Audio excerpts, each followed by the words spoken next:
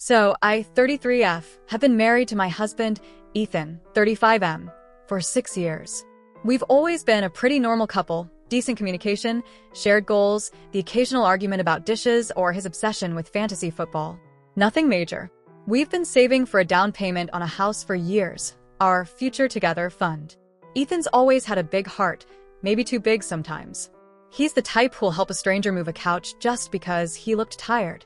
His best friend, Mark, has been in the picture forever, since college. Mark's that kind of guy who's fun at parties, but can't seem to hold a job for more than 6 months. Ethan's always defending him, saying things like, "He just needs a break, babe," or "He's trying his best." So when Ethan came home one evening looking stressed and said Mark was in serious trouble, I didn't question it right away. He told me Mark needed a bit of financial help to get through something personal. I asked how much, and Ethan said not to worry, that it was just a small loan, and he'd covered himself. He brushed it off with a half smile and a quick kiss on the forehead. But something about the way he said, "Don't worry, babe," made me uneasy. Still, I didn't press it. We've always trusted each other with money, and he's never given me a reason not to. That is, until a week later, when I checked our savings account for something completely unrelated and noticed a massive withdrawal labeled Mark Emergency. My stomach dropped. Half of our house fund was gone. I tried to stay calm, thinking maybe there was some misunderstanding. Maybe Mark really was in trouble. But as the days went on, little things about Ethan started to feel off. Random absences, weird excuses, and this constant nervous energy I couldn't quite place. At that point, I had no idea what was really going on. But I was about to find out. A few days after I noticed the missing money, I tried to bring it up casually. We were having dinner, pasta, and some cheap wine, and I asked, "Hey, did you ever figure things out with Mark? You mentioned helping him." Ethan froze mid-bite.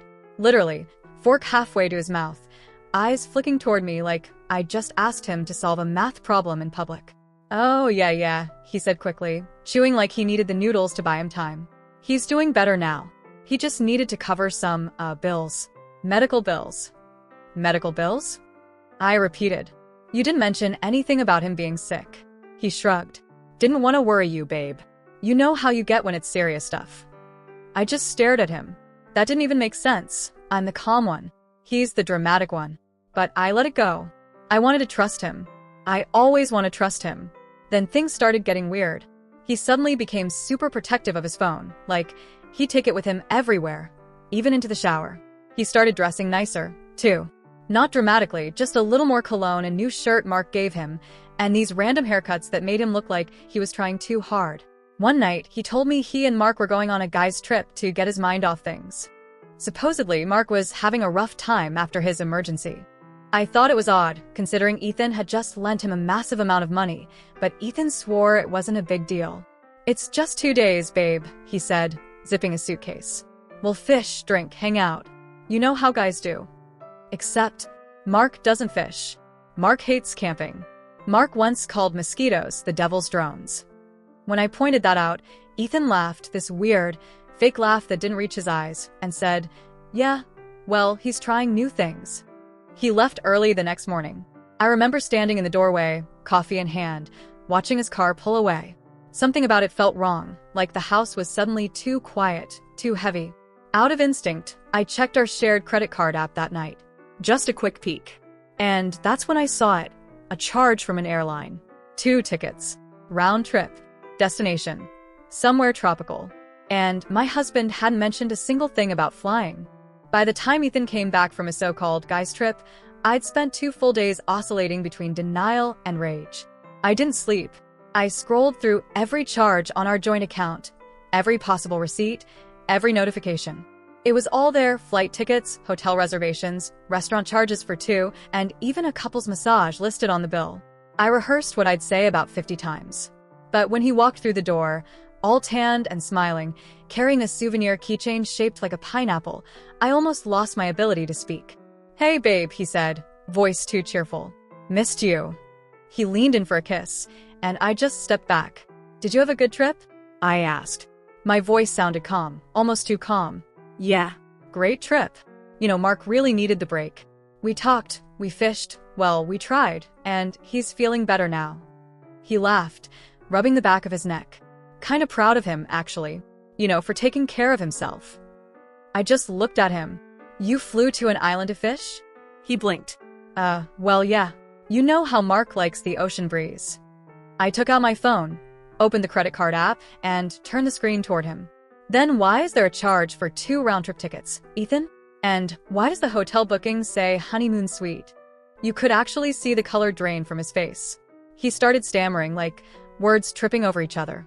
Babe, wait. It's not what you think, he said, palms up like he was trying to calm a wild animal. It's complicated, okay? Mark invited someone. I didn't know. The hotel messed up the room type, that's all. The hotel messed up the honeymoon suite. I said, eyebrows up. He scratched his head, giving me this ridiculous nervous smile. Yeah, like, they just upgraded us or something. You know how hotels are. Always giving deals. Oh, really? So the couple's massage was a deal too. That shut him up for a second. He stared at the floor, breathing hard through his nose. Then he muttered, okay, fine. Maybe Mark's friend came along. But it's not what you're thinking. I was just being supportive. Supportive? I asked, my voice cracking. You used our savings to support your friend on a tropical getaway while lying to me? He threw his hands up. You're making it sound worse than it is. I laughed, this raw, hollow sound that didn't even feel like me. Ethan, it's exactly as bad as it sounds. He started pacing, mumbling something about how he didn't mean for it to go this far, and how he was just trying to help. The lies were piling up faster than I could catch them. That's when I said it, the thing that made him finally shut up. Who is she, Ethan? And he froze. Just like that first night at dinner when I'd asked about Mark. Only this time, the silence told me everything. I don't even know how long we stood there after that. Just silence. Him looking everywhere but at me, and me realizing, truly realizing, that the man I trusted most had just detonated the life we built. When he finally spoke, his voice was small, like a kid who got caught stealing candy. It wasn't serious, he said. It just happened. That phrase. It just happened. Like betrayal was a puddle he accidentally stepped in. I asked him again, calm, steady, because if I didn't hold myself together, I was going to scream. Who is she? He mumbled something about a friend of Mark's, then tried to backpedal, saying, well, she's kind of a mutual friend now. The more he talked, the more ridiculous it got. Apparently, she was having a hard time, needed a break, and was already there, so they all decided to hang out. I wanted to laugh, or cry, or throw something. Instead, I just said, you took our savings. You lied to me. And you went on vacation with another woman. Do you even hear yourself? He had the nerve to look offended. It's not like that. You're twisting it. You always overreact, babe. Babe. That word made my skin crawl. He started rambling, saying he didn't want to hurt me, that he was planning to pay it back, that it didn't mean anything. Every lie made the air thicker, heavier, until I could barely breathe. And then, out of nowhere, he started crying. Like, actual tears. Theatrical ones. I made a mistake, okay? I was lost. I remember thinking how unfair it was that he got to cry when I was the one whose heart was in pieces. That night, I didn't sleep. I went into the bathroom, locked the door, and just sat on the floor staring at the tiles. My mind kept replaying everything. The way he'd kissed my forehead before leaving, the awkward laugh, the smell of that new cologne. All of it was her. By morning, I was numb. I didn't yell. I didn't demand anything. I just told him to pack a bag and go to Mark's. The irony of that didn't escape me. He hesitated, like he thought I'd calm down, forgive him, maybe even apologize for being too emotional. When I didn't, he muttered, fine. You're making a mistake, you know. I just stared at him and said, no, Ethan. You did. He left, slammed the door like a child, suitcase banging against the frame. And when the sound faded, the silence that followed wasn't peaceful. It was the kind of silence that screams. The first thing I noticed after he left was the quiet. Not the nice kind, like when you finally get a morning to yourself, the kind that feels wrong. Like the air itself knows something is missing but can't decide if that's a blessing or a curse. Everywhere I looked, there were reminders of him. His shoes by the door. His stupid coffee mug with the chipped handle. The jacket he always forgot to hang up. I used to find comfort in those things. Now they felt like props in a bad play I didn't audition for. That first morning, I made coffee out of habit and poured 2 cups before realizing what I was doing. The second cup sat on the counter until it went cold. I tried to distract myself. Cleaned the kitchen. Changed the sheets. did laundry. But every task was like rewinding the story. Every folded shirt, every photo frame I dusted, every tiny reminder whispered, "He lied to you." He lied for weeks, maybe months. Then came the texts. At first, they were classic Ethan, dramatic, self-pitying, and just manipulative enough to tug at the edges of my heart. "I can't believe you kicked me out. You're overreacting. It wasn't what you think. Can we just talk like adults?" Then they got more desperate. I'm sorry. Please. "I'll fix it. You know I love you." She meant nothing. And then, the one that broke me for a moment. "You're my whole life. I can't lose you over one mistake." I didn't respond. I stared at my phone until the words blurred. I wanted to believe him, because believing him would hurt less than accepting the truth. But the truth was louder. The truth had airline receipts and a honeymoon suite. By day 2, I couldn't stay in the house. Every creak in the floor felt like his ghost. I drove aimlessly, grocery store, park, nowhere, just so I wouldn't have to sit in the silence. That's when my best friend, Mia, called. She knew something was wrong. She always does. I tried to play it off, but my voice cracked before I even got a full sentence out. She showed up 20 minutes later with takeout, tissues, and that look of fury only a best friend can pull off. When I told her everything, she didn't even flinch. She just said, "You are not the one who should be embarrassed." That night, she stayed over. We sat on the couch watching trashy TV, eating noodles straight from the container, and somewhere between crying and laughing, I realized how empty I'd been feeling for a long time, even before all this. And maybe that's the worst part about betrayal. It doesn't just destroy what you have, it exposes everything that was already broken. By the end of that week, I started to see a pattern, not just in Ethan's behavior, but in the way he'd always performed contrition. He'd make a mess, throw himself a pity party, and count on my empathy to clean up afterward. Not this time. It started with the calls. Every morning around 8 a.m., like clockwork, I'd see his name pop up, Ethan Blueheart, and my stomach would twist. I couldn't bring myself to delete his contact yet, but I also couldn't answer. Eventually, the calls turned into voicemails. "Hey, I just want to talk. Please. Don't be like this. I know I messed up. I wasn't thinking. You know how I get. We've built so much together. Don't throw it away over one mistake." One mistake. He really loved that phrase. Then he started showing up. First at my work, claiming he just wanted to explain. Then at my gym. Then at my mom's house, which was insane because she hates him. Each time, he had a new version of the story. The truth kept changing depending on how desperate he sounded that day. Version 1, it was just a misunderstanding. Version 2, the woman wasn't his mistress, just someone Mark brought along. Version 3, he only went because he was depressed. Version 4, she kissed him first and he didn't know how to stop it. By version 5, I didn't even let him speak. I told him to stop contacting me or I'd file for a separation officially. He blinked at me like I'd just said something in a foreign language. "Come on, babe," he said, that familiar whine creeping in. "You're being cold." This isn't you. That made me laugh. Actually laugh. No, Ethan. This is me, when I finally stop being the idiot who forgives you. He looked stunned, like he was realizing for the first time that I wasn't going to fall back into our old rhythm, me comforting him crying, both of us pretending everything was fine. Then he tried to hug me. Hug me. I stepped back so fast he flinched. Don't, I said. You don't get to touch me. He stood there for a long second, eyes darting around like he was searching for the right line in a script he hadn't rehearsed. Then he left, slamming the door like a petulant child who didn't get his way. I didn't cry this time. I just felt done. Exhausted. But in a strange, quiet way, I also felt something else. Power. The kind of power that comes from finally refusing to be lied to one more time. That night, I changed the locks. Then I sat in bed with a glass of wine, watching rain streak down the window, and for the first time in months, I slept without checking my phone. About a week after I changed the locks, I thought I was finally in the clear. No more surprise visits, no more pity calls, no more "please just hear me out" texts. I was starting to feel like I could breathe again. Then one afternoon, I got a message from a number I didn't recognize. "Hey, it's Mark. Can we talk?" For a second, I just stared at it, my blood pressure instantly spiking. Mark. The supposed best friend in crisis. The man whose emergency apparently required thousands of dollars from my savings. I almost didn't reply. But curiosity and, honestly, anger got the better of me. About what? I typed back. He replied almost immediately. It's about Ethan. I think you deserve to know everything. That was all it took. 10 minutes later, we were sitting at a cafe near my office.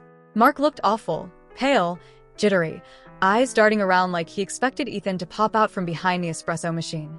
He didn't even start with a greeting, just blurted out, "I didn't take your money." "What?" I asked. "The money. The savings. I never asked him for it. I didn't even know he took it until he came back from that trip." He rubbed his face, sighing. "He said you already knew, that you were cool with it, that it was like a mutual thing to help me out. But when I thanked him, he looked guilty. Then I saw the pictures." My heart dropped. "Pictures?"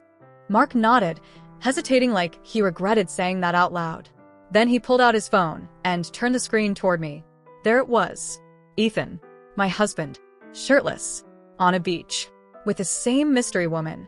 Only this time, there was no mistaking what they were. They were kissing. Full on, hand on her face, sunlit, romantic as hell. Mark's voice broke through the ringing in my ears. He told everyone it was some kind of work trip he'd planned months ago. Said you were fine with it. I swear, I had no idea what he'd done. I wanted to throw up. But then, and I almost hate to admit it, I also felt relief. The kind that comes from confirmation. From the truth finally stepping into the light. Mark looked genuinely ashamed. He said Ethan had been bragging to him months ago about having a connection with someone new. That he'd never felt this alive before. Apparently, everyone in their friend group knew something was off, but no one wanted to be the one to tell me. I thanked Mark. He tried to apologize again, but I couldn't even process it. I just left. Walked straight to my car, sat in the driver's seat, and stared at the steering wheel for what felt like hours. Because now it wasn't just lies, it was layers of lies. He hadn't helped his friend. He'd stolen from me, lied to me, used our future, our home fund, to play out his little fantasy life with someone else. And all the while, he had looked me in the eye and said, "Don't worry, babe." That night, I didn't cry. I didn't scream. I poured myself a drink, opened my laptop, and started researching divorce lawyers. The next morning, I woke up with the kind of calm that feels dangerous, that eerie stillness after the storm, when everything inside you is already broken, and now you're just rearranging the pieces into something new. I had screenshots, receipts, bank records, even Mark's messages. I had proof, not just of the affair, but of how Ethan had drained our savings for it. For once, I didn't have to question myself, didn't have to second-guess the gaslighting or the "you're overreacting" speeches. The facts spoke louder than his pathetic little lies ever could. So I made an appointment with a lawyer. Her name was Danielle, and she had that calm, steel-eyed professionalism that told me she'd seen it all before. Crying clients, messy betrayals, frantic spouses trying to make sense of chaos. She listened to everything, occasionally nodding, typing notes, asking gentle questions. When I got to the part about the Mark emergency, she smirked softly and said, "Let me guess, that emergency involved a tropical climate?" I laughed.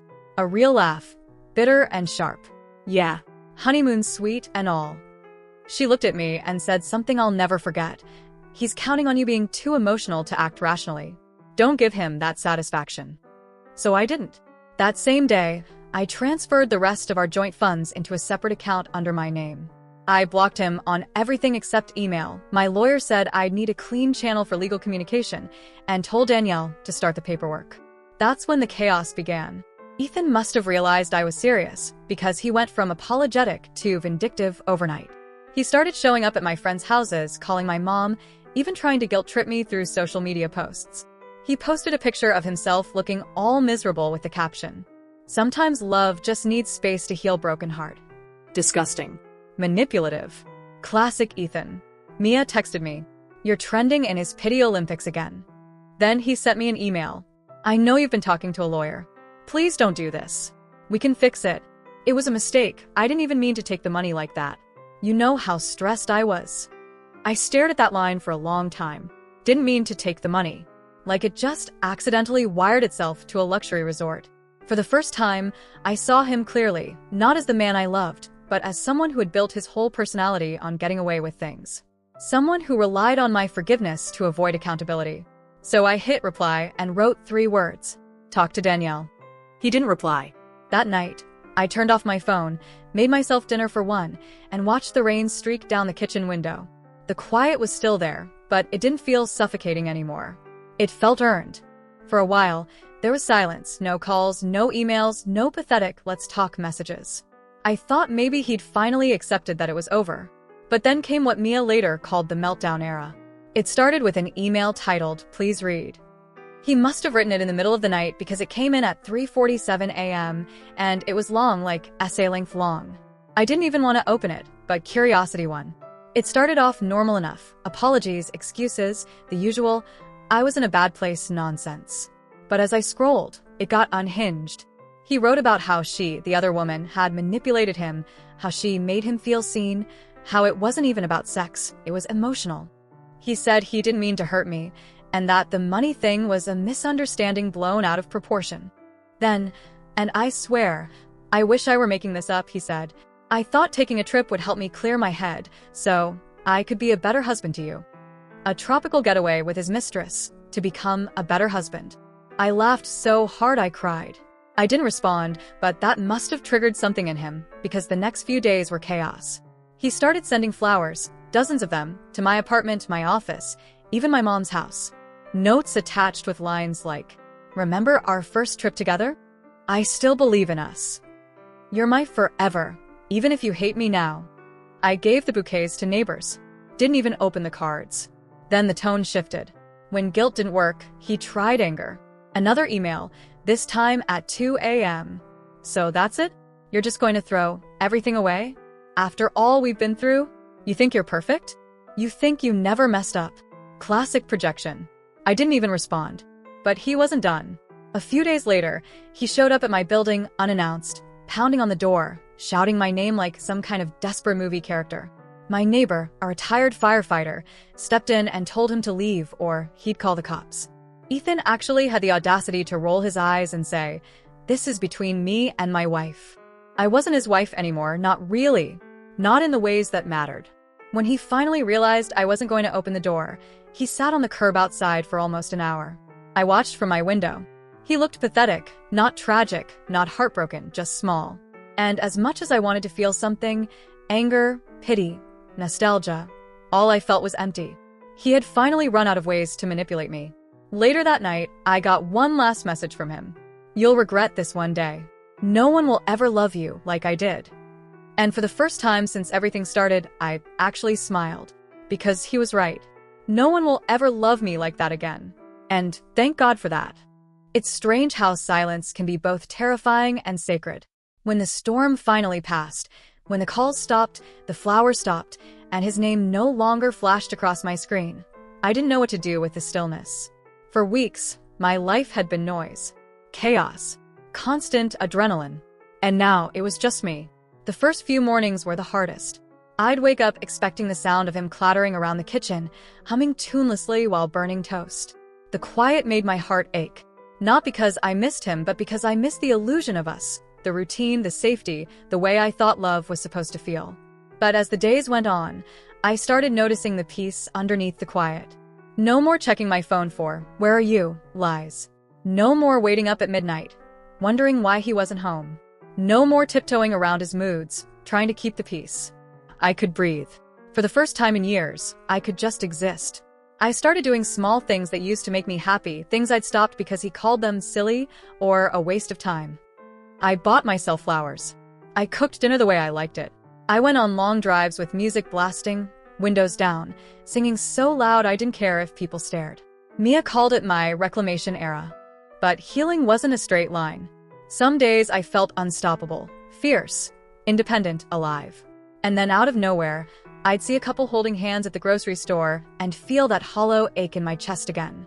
That whisper of, why wasn't I enough? I had to remind myself it wasn't about being enough.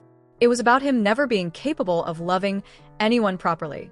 One night, I found myself scrolling through old photos, vacations, anniversaries, smiles that looked real but were built on lies. I didn't cry this time. I just looked at them and thought, you were trying so hard to hold something that didn't want to be held. So I deleted them. All of them. Not out of anger, out of release. It felt like exhaling after holding my breath for years. By the end of that month, I noticed something incredible. I could finally go a whole day without thinking about him, without replaying the betrayal, without wondering why, because I realized the why didn't matter anymore. What mattered was that I was still here, still standing, still building a life that was mine again. And that, in itself, was every tea. Ing. Closure is a funny thing. People talk about it like it's this magical moment where everything suddenly makes sense, and the pain just evaporates. But that's not how it works. Closure isn't something they give you. It's something you create when you stop needing their version of the truth. Still, I didn't expect mine to come the way it did. It happened a few months after the divorce papers were filed. Everything was moving along legally: assets, accounts, signatures, all the ugly logistics that make the emotional side of a breakup feel bureaucratic. I thought I was done with him. Then one evening, my lawyer called to say Ethan had some documents to drop off in person, apparently, things he hadn't handed over yet. I told her that was unnecessary, but she said it'd be faster if I just accepted them and handed them to her afterward. So, against every instinct screaming, "Don't do this," I agreed. He showed up at my building the next day. Same nervous smile, same cheap cologne that used to make me dizzy. But now, all I could smell was artificiality, like something trying too hard to cover the rot underneath. "Hey," he said, voice soft, cautious. "You look good." "Spare me, Ethan," I said, crossing my arms. He handed me an envelope, but instead of leaving, he lingered. His eyes searched my face like he was hoping to find a trace of the woman who used to forgive him. "I just wanted to say I'm sorry," he said quietly. "For everything." I almost laughed. "You already said that. Multiple times. In 5 different tones and about 12 different lies." He winced. "I know, but I mean it now." "That's what you said last time." He sighed and ran a hand through his hair, that same tired move he always did when he wanted sympathy. "Look, I messed up, okay? I was stupid. I thought I was helping a friend. I thought I needed space. I thought." He trailed off, eyes glassy, looking for words that could fix something unfixable. And for the first time, I didn't feel rage or hurt or even sadness. Just detachment. Like I was watching a rerun of a show I used to love but outgrew. "I don't hate you," I said finally. "I don't even care enough to hate you. But I can't respect you. And I can't trust you. And that's the difference between what we had and what love should be." He looked down, nodding slowly. "I know. I miss you." I tilted my head, studying him. "You miss control. You miss comfort. You miss being forgiven. You don't miss me." His mouth opened like he wanted to argue, but he didn't. Because deep down, he knew I was right. We stood there in silence for a moment, 2 strangers in the ruins of what used to be a life. Then I said, "Goodbye, Ethan," and closed the door. No tears. No hesitation. Just peace. And that was my closure. Not his apology, not his regret, my decision to never let him have that power again. After that final goodbye, something inside me shifted. It wasn't dramatic, no movie moment, no triumphant music swelling in the background. It was quiet, subtle, like when the sun finally breaks through after days of rain. Not blinding, just warm enough to remind you what light feels like. For the first time in years, I wasn't waking up to someone else's chaos. No fake apologies, no eggshell mornings. Just me, my alarm clock, and the steady beat of a heart that was finally my own again. At first, rebuilding felt foreign. I'd been so wrapped up in us for so long that I didn't even know who I was without him. The marriage had become a full-time job, managing his moods, cleaning up his messes, convincing myself that love meant endless forgiveness. Now, I had time and space, and it terrified me. But slowly, I began to fill that space with things that actually mattered. I redecorated the apartment, took down our wedding photos, painted the walls a different color, something bright and bold, something that didn't whisper we. I donated his clothes, threw out his toothbrush, even replaced the couch that still had a dent where he used to sit. Then I did something wild. I booked a solo trip. Just me, a week off work, and a ticket to somewhere warm. I didn't tell anyone at first, not even Mia. I just wanted to prove to myself that I could exist outside of someone else's orbit. That I could create my own joy instead of waiting for permission to feel it. And you know what? It was incredible. I drank coffee on balconies, wandered through markets, took blurry photos of sunsets, and laughed, really laughed, with strangers I'll never see again. I realized how small my world had become when I was with him, how much I dimmed myself to make him shine. When I got home, I didn't feel broken anymore. I felt rebuilt. Not like my old self, but like a stronger version, one that had been cracked open, burned down, and reconstructed with intention. Of course, there were still moments of grief. Love doesn't just disappear because you find your backbone. Sometimes I'd see a couple holding hands or hear a song we used to play and feel that ghost of sadness, but it no longer controlled me. Instead, it reminded me, I survived. And survival, I learned, isn't just about staying alive. It's about choosing yourself every single day, even when it's hard, even when the past whispers that you were easier to love when you were smaller. So I kept choosing me, and every time I did, it hurt a little less and healed a little more. It had been almost 6 months since that last face-to-face conversation. I'd rebuilt my routines, found my rhythm, and finally stopped flinching every time my phone buzzed. Life was calm. Then one night, out of nowhere, my phone lit up with an unfamiliar number. Hey. It's me. For a split second, I didn't even recognize the area code. Then my stomach dropped. Ethan. I should have ignored it. I really should have. But curiosity, that stupid, lingering ghost of what if, got the better of me. I opened the message. I'm sorry to bother you. I just wanted you to know I'm getting help. Therapy, I mean. I've been trying to figure out why I did what I did. There it was. The classic rebrand. The I'm a new man redemption arc. I didn't respond, but he kept going. You were right about me. About everything. I took you for granted. I ruined the best thing I ever had. I'm not asking for another chance. I just need you to know that I get it now. You deserved better than the version of me you got. And for the first time, his words didn't sting. They didn't pierce or twist or unravel me. They just existed. Like background noise from a movie I wasn't watching anymore. I put the phone down, took a deep breath, and smiled. Because once upon a time, those messages would have broken me, would have made me question everything, reopen wounds, look for hope in someone who only ever gave me harm. But not anymore. I didn't block him. I didn't reply either. I didn't need to. The silence was my response. A few days later, Mia came over with wine and snacks, and we sat on the couch laughing about something stupid on TV. She noticed the unread message notification and raised an eyebrow. You okay? She asked. Yeah, I said, smiling genuinely. For the first time in a long time, I really am. We toasted. Not to endings or heartbreak, but to healing. That night, as I lay in bed, I realized something quietly profound. Closure hadn't been about the apology or the confession or even the divorce.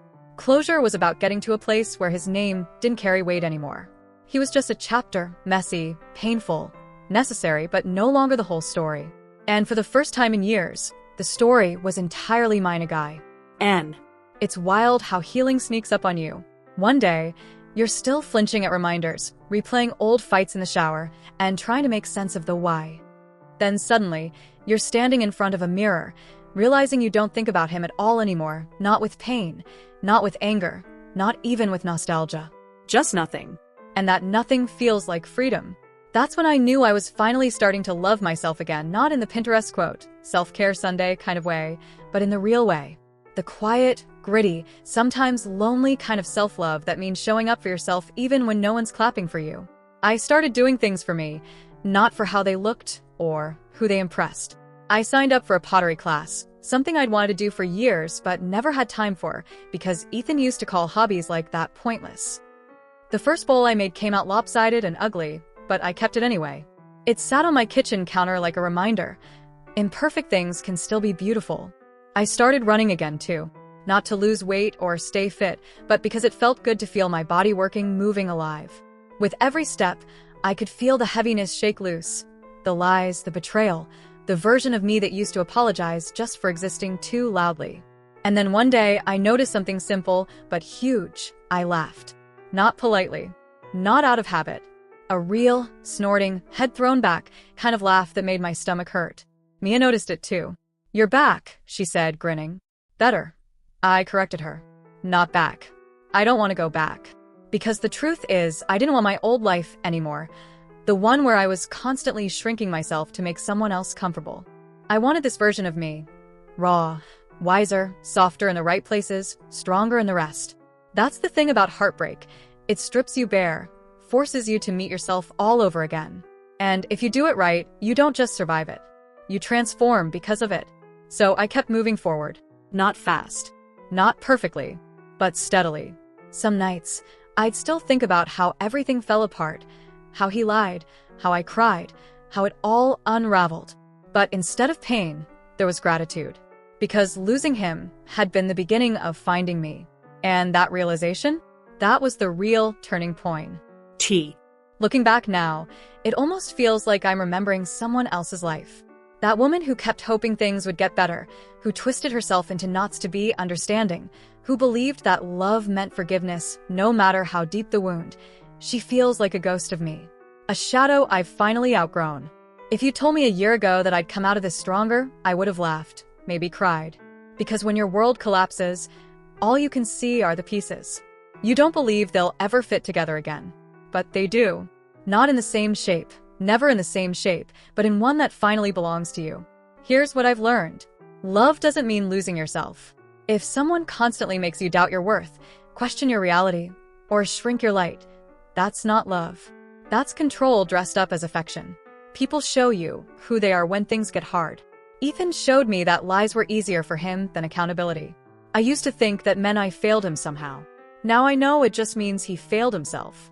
Peace is better than closure. I stopped waiting for the perfect apology, the grand realization, the cinematic ending where everything makes sense. Peace came the moment I realized I didn't need answers to move on. Starting over isn't weakness, it's power. There's a particular kind of strength in walking away from something you once built your entire life around. In saying, this isn't love anymore, and meaning it. These days, my life is quieter, simpler, but so much fuller. My mornings are mine. My choices are mine. My happiness is mine. And that's the part no one tells you about healing. It doesn't just restore you, it rewrites you. Sometimes, when I think about everything that happened, the lies, the money, the affair, the nights I cried myself to sleep, I don't feel anger anymore. I feel gratitude. Because it taught me what I will never settle for again. It taught me that I can lose everything I thought I needed and still be okay. No, better than okay. If anyone reading this is in that same place, the place where you're afraid to leave, afraid to start over, afraid to be alone, please listen. You will be fine. Not right away, not without pain, but eventually, you'll wake up and realize the person you were fighting so hard to keep was never worth losing yourself for. You'll laugh again. You'll trust again. And when you finally love again, it'll come from a place of wholeness, not fear. So, yeah. My husband betrayed me. He lied. He stole. He made me question everything. But in the end, unintentionally, he gave me the best gift of all. Myself. And that's a story I'll never stop being proud to tell.